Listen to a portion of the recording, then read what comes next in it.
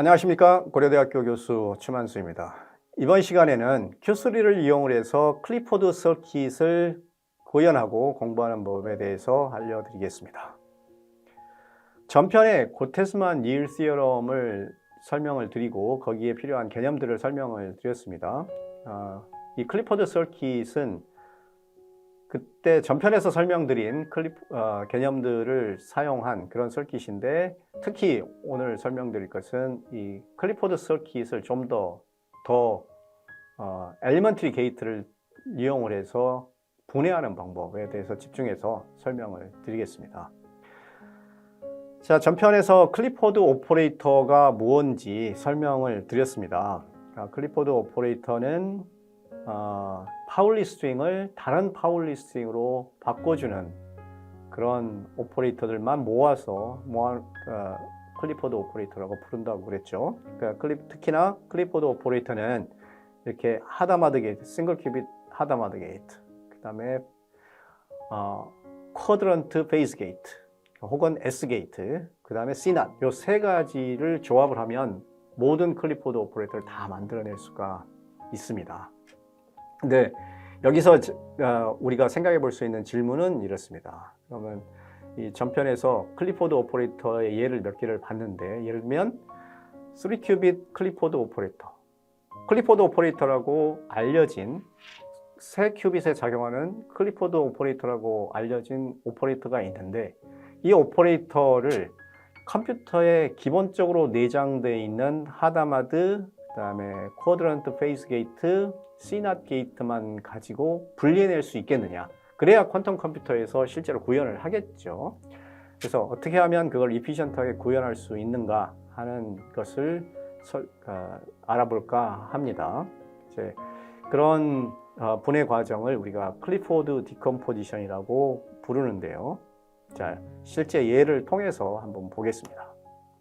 자, 우리 퀀텀 레지스터를 나타내는 심벌을 하나 선택을 하고, 좀 더 큰 경우에도 할 수 있겠지만 우선 간단하게 큐빗이 3개 있는 경우만 한번 볼게요. 자, 우선 이제 클리포드 오퍼레이터, 3큐빗에 작용하는 클리포드 오퍼레이터 하나를 골라야 될 텐데, 그래서 그 클리포드 오퍼레이터를 이제 분해하려고 하는데요.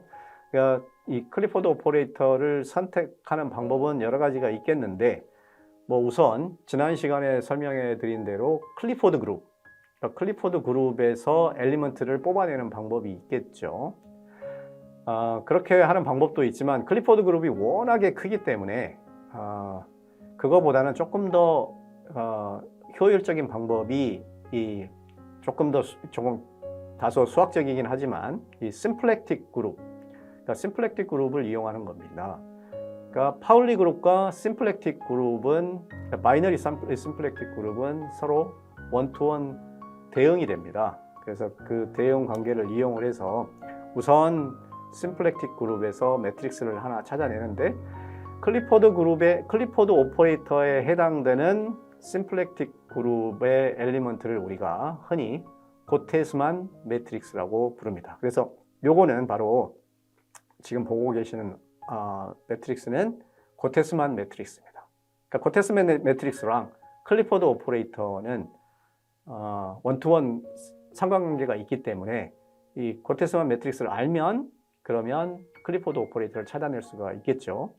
그래서 제가 이걸 고테스만 매트릭스라고 부르는 이유는, 고테스만 매트릭스라고 이 함수가 내장되어 있는데, Q3에 있는데, 이 고테스만 매트릭스로 부르는 이유는 이 고테스만이라는 사람이 에러 커렉션 코드를 공부를 하면서 이 클리포드 그룹의 성질을 여러 가지로 자세하게 공부를 해뒀습니다. 그래서 그 사람의 공적을 기르기 위해서 제가 이름을 고테스만 매트릭스라고 붙였습니다. 자, 그럼 이제 고테스만 매트릭스가 있으면 이 from 고테스만 매트릭스라는 함수를 쓰면 그럼 클리포드 오퍼레이터를 이렇게 만들어낼 수가 있습니다. 그래서 우리가 이제 클리포드 오퍼레이터를 알았으니까 이 클리포드 오퍼레이터를 이제 조금 더 기본적인, 그러니까 아까 하다마드, S 게이트, C낫 게이트 요 3개만 이용을 해서 이걸 조합을 해서 이걸 만들어낼 수 있어야 되겠죠. 우선 당연히 클리포드 오퍼레이터이어야 되겠지만 클리포드 오퍼레이터인지 한번 확인을 해보면 클리포드 Q라는 함수를 통해서 확인을 해보면 사실이다 라고 알려주죠. 위에서 함수는 상당히 복잡한 조합이니까 한번 매트릭스 형태로 표현을 해보시면 이런 식으로 나옵니다. 상당히 간단한 숫자들의 조합이라는 걸 알 수가 있습니다. 자, 그러면 이렇게 지금 8x8 매트릭스인데 이게 클리포드 오퍼레이터라는 게 알려져 있는 이런 매트릭스가 있습니다. 자, 이제 질문은 이걸 이대로 그러니까 클리포드 오퍼레이터이긴 하지만 이대로 퀀텀 컴퓨터에 입력을 하면 그러면 퀀텀 컴퓨터가 구현을 할 수가 없기 때문에 이것을 기본적인 게이트로 분해를 해서 입력을 해줘야 되겠죠. 네, 그 과정이 바로 이제 클리포드 디컴포지션입니다. 이 클리포드 디컴포지션을 해주는 함수가 Q3의 함수가 이 클리포드 팩터라는 함수가 있습니다. 이 클리포드 팩터의 용법은 여기 오퍼레이터를 주거나 혹은 매트릭스를 주거나 상관이 없이 분해를 해 줍니다. 그리고 거기에 쓰이는 큐빗을 지정을 해주면 그러면 이제 오퍼레이터를 그대로 넣어주면은 상관이 없을 텐데 지금 이 고테스만 매트릭스는 오퍼레이터의 그러니까 큐빗에 대한 정보가 하나도 없기 때문에 이 큐빗의 정보를 집어내줘야 됩니다. 이렇게 정보를 넣어주면 이렇게 분해를 해서 보여줍니다. 그러면 지금 수압 게이트는 정확히 말하면 C낫은 아니죠. 그렇지만 C낫을 3개를 조합을 하면 수압이 나올 수 있으니까 그 다음에 여기 하다마드, 그다음에 C낫 이런 것들로 이루어져 있다는 걸 알 수가 있습니다. 이것을 좀 더 보기 편하게 이렇게 퀀텀 서킷의 형태로 표시를 하면 훨씬 더 이해하기 쉽겠죠. 예. 위에서 여기에 주의해야 될 것이 이 리버스를 했다는 점이 중요합니다. 이 게이트가 우리가 곱할 때 쓰는 순서랑 퀀텀 서킷의 이 순서가 반대이기 때문에 꼭 리버스를 해서 퀀텀 서킷에 넣어줘야 됩니다. 그래서 이런 간단한 지금 위에서 설명한 이런 클리포드 오퍼레이터를 이런 하다마드나 C낫 이런 것들을 조합을 하면 그 위에서 했던 그 결과가 나온다는 뜻입니다. 상당히 몇 개만 가지고 이 클리포드 오퍼레이터의 장점이 얼마나 잘 부각이 되는지를 알 수가 있죠. 이제 결과가 정말 이게 이렇게 이런 기본적인 엘리먼트들을 조합을 했을 때 결과가 나오는지 확인을 해봐야 되겠죠. 그러니까 이 서킷을 매트릭스로 하고 아까 클리포드 오퍼레이터를 매트릭스로 변환해 놓은 것을 비교를 해보면 두 개가 정확히 같다는 것을 알 수가 있습니다. 지금 이것만 봐가지고는 이게 정말 이 클리포드 오퍼레이터가 정말 그렇게 간단한 특징을 갖는 그런 오퍼레이터냐 혹은 이 서킷이 정말 간단한 거냐 잘 감이 안 올 수도 있습니다. 그래서 비교를 하기 위해서 우리가 유니버설 퀀텀 컴퓨테이션을 공부를 했을 때 그때 썼던 방법을 한번 다시 써서 한번 비교를 해보겠습니다. 그러니까 이게 지금 오퍼레이터가 클리포드 오퍼레이터라는 사실을 모른 채 유니버설 퀀텀 컴퓨테이션에서 우리가 썼던 그 방법으로 디컴포즈를 한번 해보겠습니다.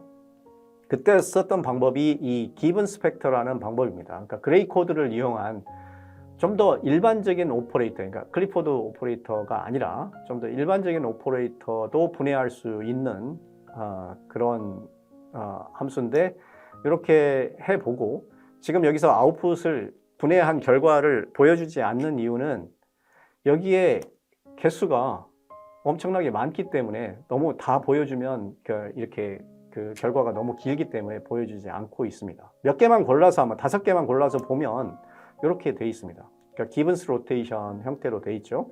그러니까 기븐스 로테이션이라는 것은